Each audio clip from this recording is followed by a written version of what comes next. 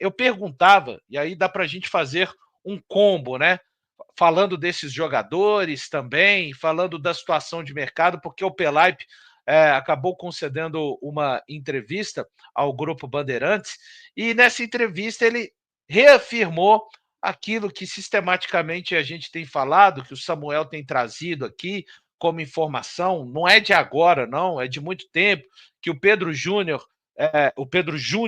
falou quando foi aos donos da bola, do perfil que o Cruzeiro tem procurado no mercado, que não vai trazer qualquer jogador para simplesmente chegar e fazer parte desse elenco.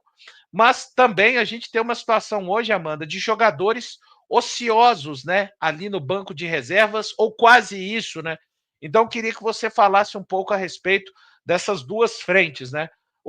A reafirmação do Pelaip em termos de dificuldade que o Cruzeiro tem encontrado no mercado, porque tem um perfil muito bem traçado e também com algumas situações que acabaram não vingando.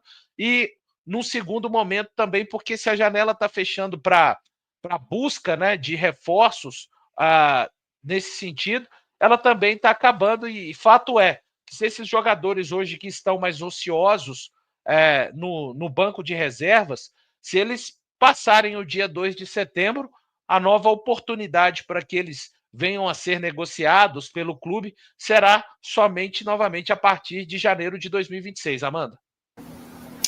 Valor, acho que a gente tem que levar algumas coisas em consideração. Acho que o próprio tempo mostra bem a dificuldade do Cruzeiro no mercado, né? Nós sabemos também que é uma posição de grande concorrência, são jogadores que podem mudar uma partida com uma assistência, com gols, e por isso também têm sido muito valorizados pela sua importância dentro da partida, por jogar numa faixa de campo também muitas vezes decisiva.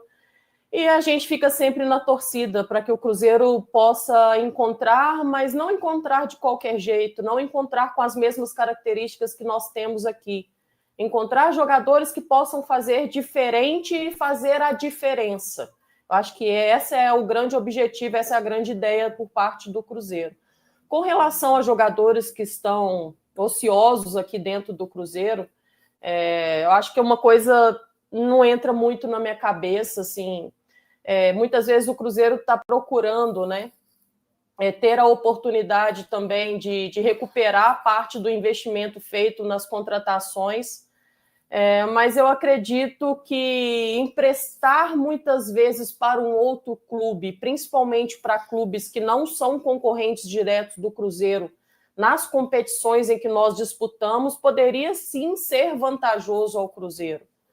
É claro que o Cruzeiro tem todo o planejamento traçado, tem todo um objetivo também com cada jogador que hoje estão apenas compondo o Cruzeiro e não ajudando o Cruzeiro, mas eu acredito muito que dessa maneira, acho que seria uma forma ali de aliviar a parte da questão da folha salarial, ou de uma forma integral, ou de uma forma parcial, mas ao mesmo tempo possibilitar que esse jogador ganhe ritmo, ganhe sequência, se valorize, o que pode tornar uma futura ainda mais rentável ao Cruzeiro, né? Uma futura venda que seja mais vantajosa do que o momento atual desses jogadores.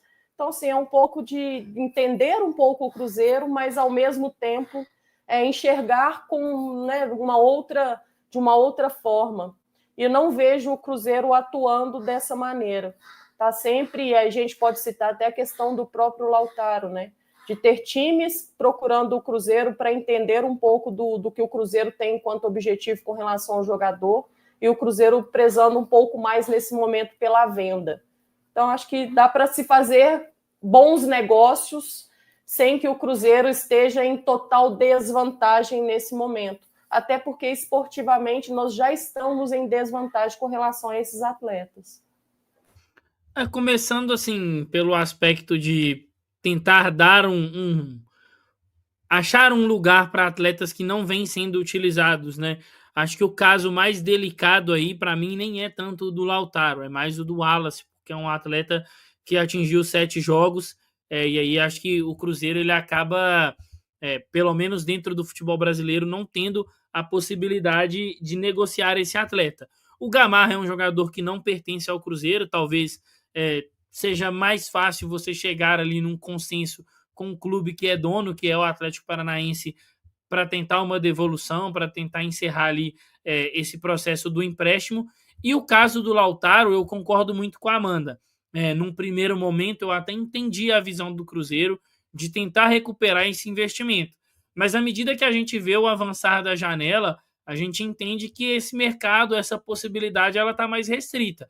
Eu acho que valeria a pena o Cruzeiro pensar em um empréstimo, deixar esse atleta ali em um outro clube, com outro clube arcando com o salário do jogador, até para que ele possa ter mais minutos, quem sabe se apresentar de uma maneira mais satisfatória para o restante do mercado, e aí o Cruzeiro fazer uma negociação para poder reaver talvez uma parte desse investimento. A totalidade do investimento, eu confesso que acho um devaneio da equipe do Cruzeiro. Com relação às contratações, Alu, eu concordo muito e consigo entender esse aspecto do Pelaipe, Leonardo Jardim, Pedro Júnior e todo o departamento de futebol do Cruzeiro sobre atletas que cheguem para agregar. Eu acho que o ponto do Cruzeiro hoje é esse, encontrar jogadores que cheguem para agregar.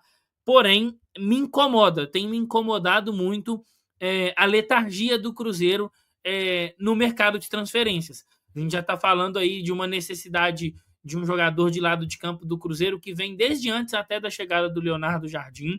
O Cruzeiro contratou um profissional para poder ajudar, né, no mapeamento do mercado. O Leonardo Jardim já fez questão de deixar bem claro quais as características ele julga necessárias para esse jogador, inclusive ressaltou isso em uma coletiva, mas eu acho que o Cruzeiro está demonstrando uma certa dificuldade para conseguir acertar essa negociação e ter esse atleta aqui. Então esse ponto me incomoda. Eu entendo que o Cruzeiro, e concordo muito, o Cruzeiro não pode contratar por contratar. Eu acho que esse erro a gente já cometeu, e isso tem dificultado até a primeira parte do que eu falei, né? Abrir mão de determinados jogadores que não vêm sendo úteis ao Cruzeiro nesse momento, mas a demora do Cruzeiro para fechar com esses atletas tem me incomodado. Assim, a gente chegou até, a Rafa falou sobre isso após o nosso dia de jogo com a TO, e eu concordo com ela.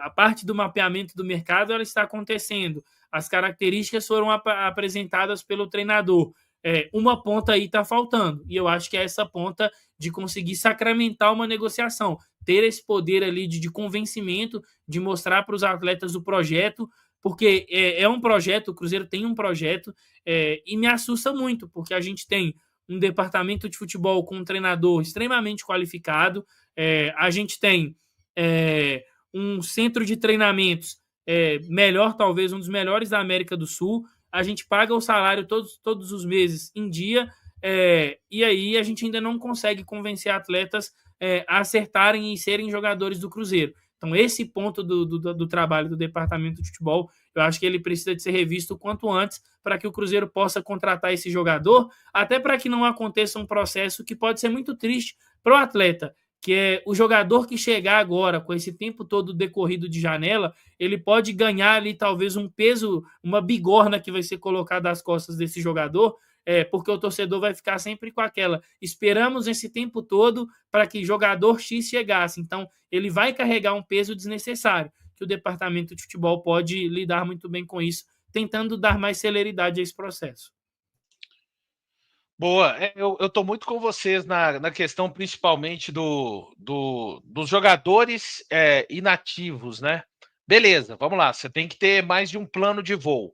No primeiro momento, e o Pedro Júnior, ele foi enfático quando esteve nos donos da bola, não queremos emprestar, queremos negociar em definitivo. Mas, cara,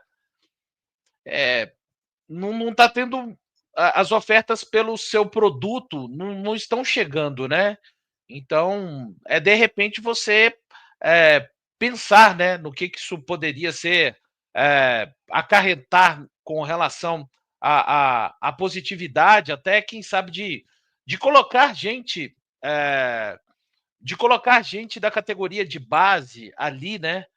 Porque afinal de contas estamos falando de principalmente um jogador de meio campo e um jogador de ataque, que é o Lautaro, enfim. mas eu acho que essa questão deveria ser repensada. E com relação aos jogadores para chegar, já disse em outras oportunidades, gostaria que eles tivessem chegando já nesta semana. A semana não acabou, a semana ainda acaba no sábado, né? Enfim, vamos ver, mas isso na minha cabeça, a janela não se fecha no domingo, mas no domingo é uma dessas ilhas, né?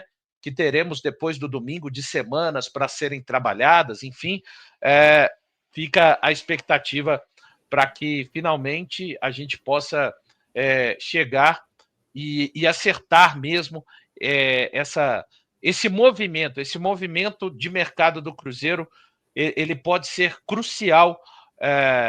Nós já temos um time montado que funciona muito bem, que tem condições de estar onde está, não é por acaso, só que é preciso a gente pensar, além do mês de agosto, né? Nós teremos setembro, outubro, e todo um novembro e quase todo um dezembro, né? Então, é muito mais pensando na continuidade, né, dessa equipe que tem corrido muito bem e também jogado muito bem futebol, mas a gente tem que pensar que a temporada vai até quase, literalmente, vai até quase a véspera do Natal.